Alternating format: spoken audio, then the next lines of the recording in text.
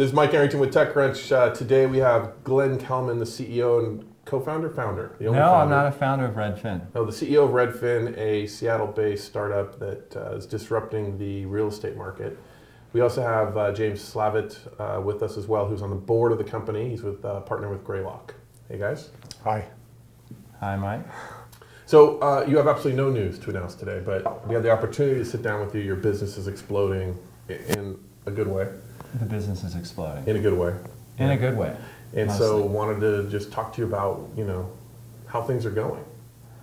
Right off the bat. All right, they're going extremely well. Yeah. I feel a little embarrassed saying that because it sounds revenue. like we're beating our chest. You dragged it out of us. You're the only ones. Exclusive on TechCrunch. Redfin is at a $30 million run rate. It's going to continue to increase as far as we can tell. Demand is You were profitable at 16 million run rate. So I assume that you're very profitable now, right? I wouldn't say that we're very profitable. We're going to be profitable this year, but we're investing in growth. We're opening a market every month, and it costs us about $200,000 or $300,000 per market to open. Yeah. So that's going to offset some of the profits. So what is the product? So the product in is like a one sentence or two sentences. It's an e-trade for real estate. So you can go online and also work with a real estate agent that we employ, who's got your best interests at heart to buy or sell a home. But really, you cut out the real estate agent and use yours instead, and you don't have to pay the fee. That's the big thing, is you don't pay the 6-7% fee on the house, right? That's one part of it. You save $8,000 when you buy a house. Down here in the valley, you'd probably save more like $15,000 or $20,000. We refund half the fee. If you're a buyer, you refund half the fee. If you're a seller, isn't it a set fee that you'll sell a house for? We also charge half the fee to the seller now. It used to be a set fee, and now we just charge half. You charge 1.5%. People actually wanted that. Okay. Yes. Why? Because rich people wanted to feel like they were getting special treatment. Okay. So they said, it kind of bothers me that I'm not getting better So you're treatment like than somebody. a Walmart or a Costco for real estate agents. I wouldn't call it a Walmart. I mean, that's Yeah. not a great company. We don't want to be the cheapest. We want to be the best. When people think of us just as a company that refunds the commission. But you are the cheapest too, right? No, there have been people cheaper all the time. So if you shop around, you can probably get somebody to do a little bit less, but nobody's going to be better. About 98% of our customers would recommend us to a friend. And Did you just make that up, or is that an actual stat based on No. We survey people up the yin yang. 99%? That's, Well, if I made it up, I would have said 99, Or because that sounds 100%. credible, Okay. but still good. How many markets do you serve now? Seattle was A dozen. first. What are they? Just roughly. Seattle, Portland, San Francisco, San Jose, the whole Southern California area, Boston, D.C., Atlanta, Chicago. And if you're outside of And that Phoenix. area, you're out of luck. We're out of luck. Yeah. They're out of luck, and so are we. We What's don't your have the biggest data. market? Is it still Seattle, or? No, it's the Bay Area. And that's then in terms after of that- both volume of sales as well as Dollar gross volume, profit, traffic, everything. How many sales a day occur that you're on one side of the transaction or the other? I don't know. Probably. Just make it up like you did the 98%. No, come on, dude. That's a point of pride. 427 every minute close with no. We don't have a Zynga-like number where we're doing millions of dollars every day. So we're probably doing, I don't know. Hundreds every month. Hundreds every month. Did you prepare for this video at all? I didn't know you were going to ask me that. I know Hundreds you a like to month. dig in. Hundreds every month. Hundreds every month. Right. Okay. Several hundred a month. Right. That's fair. And your average revenue on the sell side About $8,000. and on the buy side? About the same. $8,000. Yeah. So in the early days, I can verify everything he said so far. I'll tell you. I'll tell you if he goes off course. I'm here to monitor Thank you, you. James. Yeah. James, you invested in the last round. Correct. That was when was that announced? Fall? It was late 2009. Yeah. So kind of like late Q3 2009. Okay. And it was about a $10.5 million round that we led. You led a $10.5 million, and you joined the board. And so, Yes. How much have you raised total, Glenn? 30. Okay. And are you done now? I hope so. Like IPO is the next step, or sell?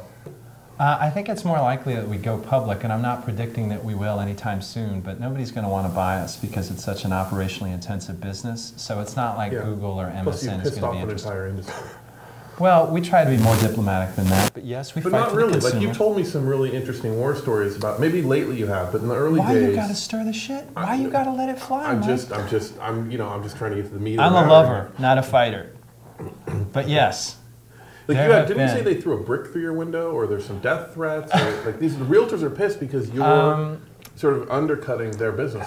Well, I went on 60 Minutes and I said that it was a screwed up industry. In the 60 Minutes. Well, I'm proud of it. There's so much, got a picture there's of so me and much Leslie on my personality at desk. this table. It's like I'm watching a great tennis rally. I told you I was going to be 60 nervous minutes, about this interview because I can't hang with Mike. He's too big for me. But right after we went on 60 Minutes, people called us up and said they wanted to feed our genitals down our throats. I took some of these calls. They wanted to feed your genitals down your throats. Well, some of them weren't anatomically correct. Somebody said they wanted to wrap them around our necks, and they've obviously never been in PE They were legitimately with me. scared. I mean, realtors are genuinely scared of your business. Is that right or no? I think realtors are genuinely scared about the internet in general. I mean, they've got a good gig and they know that if consumers get more information, people are going to make more informed decisions and the real estate industry is going to lose control over the transaction. So there's going to be a freer market around the pricing of the service, but there's also going to be just more informed consumers. So the old days of calling your realtor and finding out what's for sale isn't going to be how real estate works in the future. So they're worried about that. But we're worried about making sure that nobody's scared to do business with us because the other side of the deal is going to be led by an agent who doesn't like Redfin. Which I've seen. So I went through the home buying process last summer. Yes. Ended up not buying a house through no fault of Redfin. But I'm glad you didn't. I think It I have a wasn't the pretty right good time. feel. It wasn't the right time for me, yeah. And now I have purchased a house, but in an area that you don't serve. So Right. again, didn't use you. Congratulations. But, thank you. But what I found was that some realtors, they, you know, when you go in to see a house and they go, well, do you have an agent? Like, yes. And they go, who? And I go, well, it's Redfin. They get this little look on their face. Like it was like distasteful. It's like, oh, like that's too bad. It's sort of, you know, it's just, they didn't say anything, but it was like, it was sort of like the enemy, it seemed like. Oh, yeah, I just don't think that's as common as it used to be. Most of the agents in the towns that we serve have done tons of deals with our agents, and we've stopped being such jerks. I mean, sometimes we were You very stopped being jerks, or they stopped seeing you as a jerk? Like, was there an arrogance at first that you were sort of busting the business model open, or? Well, I was a little bit younger, and we were scared. I mean, This was a year ago that you were your young phase.